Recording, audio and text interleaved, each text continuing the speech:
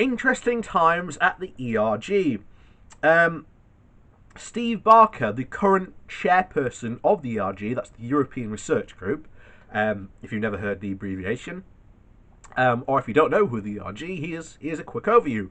Essentially, they are the hardcore Eurosceptic pressure group within the Tory party. Many people call them a party within a party. That's how much power they have exerted over the Conservative Party for quite some time.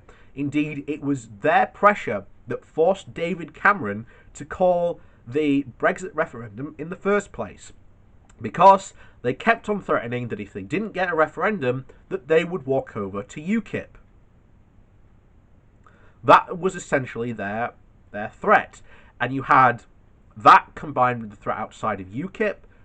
Thus, you got David Cameron calling a Brexit referendum, and of course, the rest is there you go.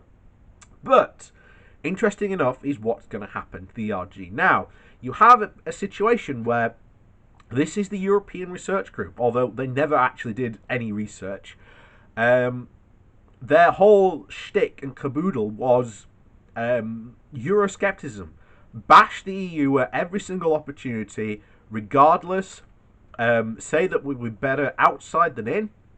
And now, effectively, they've got that now. What do you do with the ERG? What does the ERG potentially become? Does it stay the ERG? Does it turn into something else? Do they just change the name to something else? We don't know. But nevertheless, the ERG will remain I think a prominent fixture in UK politics for at least still some time to come. So, Steve Barker, the self-styled Brexit hardman, said that after 5 years of chairing the ERG, it was time to give way to others on the issue. He said the group, whose failure to support Theresa May's Brexit deal eventually led to the former PM's demise, had widely more power from the backbenchers than any other in the long history of our parliament and country. I thank God we have succeeded, he wrote in his resignation letter to the ERG's deputy chairman, Marc Francois.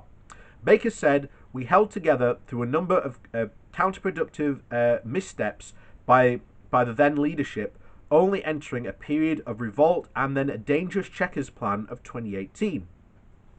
Today, Prime Minister Boris Johnson has the policy, the mandate and the majority he needs to deliver Brexit, an exit from the EU worth having. I did not forget that he and others and I, David Davis, resigned over Chequers. Boris named the Chuck Chequers campaign, and after much difficulty and division, it did end in success by doing that. And thank goodness we did. It is alarming to reflect on what the style and state of both party and country would have been if we had failed in this gamble." The Woking MP said that he wanted to spend more time with his constituents and to do his bit to, quote, start bringing the country back together now we've left the EU. You notice, I want to say this, a lot of MPs have started to do this, especially the Brexit MPs. Why? They know full well they have opened a very, very dangerous can of worms.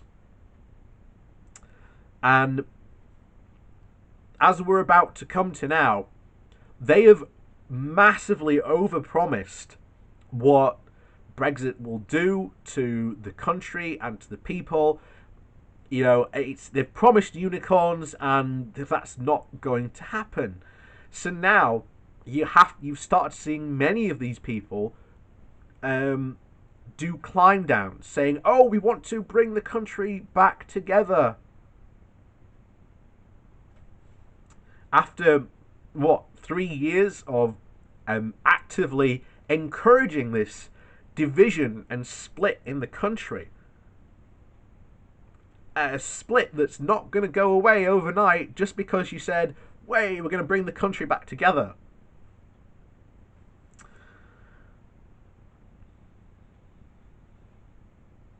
So, Barker's departure seems to have been planned for some time.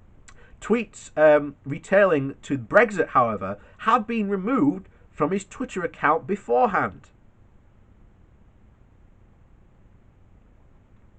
So, Policy Whoops reports that tweets removed include retweets from Jacobs Rees-Mogg on lower consumer prices, the number 10 press office on keeping peace, stability and security on our continent, and tweets from the Good Life After Brexit conference.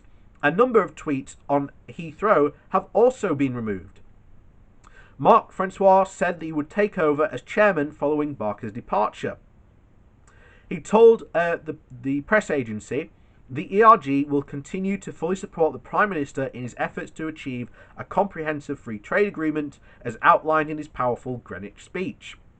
I would like to pay particular tribute to Steve Barker for his excellent leadership of the ERG and his key role in many years in finally securing the independence of our country. Independence from what? You know, it's just a meaningless word. It's a meaningless. Oh. But yeah, you've seen this over and over, and the fact that the ERG are now having to remove tweets of Good Life After Brexit. You know, they know what's coming.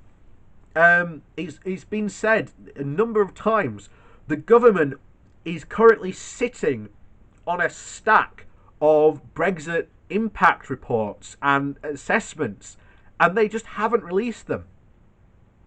If the Conservatives are climbing down, especially the hard right-wing people who voted for Brexit, who are now trying to essentially affect a climb down of their position to like calm people down and try and soothe them, so that when the reality does sink in and that Brexit is not what they wanted and not good for the country, they can turn around and just say, well, you can't blame me. And I'm so glad we live in a very, very digital and media age. Most of this guy's tweets have been saved and will be thrown back at him in later news conferences. There are, Brexiteers that went on national TV and radio programs that have been saved, extolling how wonderful Brexit is going to be, that it's going to be all green hills and sunny uplands. But there you go. Brexit was delivered to you by a bunch of liars. And as, I've tried to make it very clear to a lot of people out there, sooner or later, lies cannot stand reality. And Brexit is based on lies. It's based on an ideological principle that somehow being outside the EU was somehow better for the UK when it wasn't. We are basically going to go through that, and our road back to being members of the European Union starts. It's already started. And all these people who were Remainers are now Rejoiners. The growth and groundswell for young people, because remember, nobody below 40 pretty much all voted to remain. That was the other thing, that Brexit was very, very generational. So in a couple of years' time, when a lot of those people have, there's no better way to say it, but when those people have died off, rejoining the EU will be easier. And I'll tell you now, it won't be a close vote. It will be very, very definite and very loud.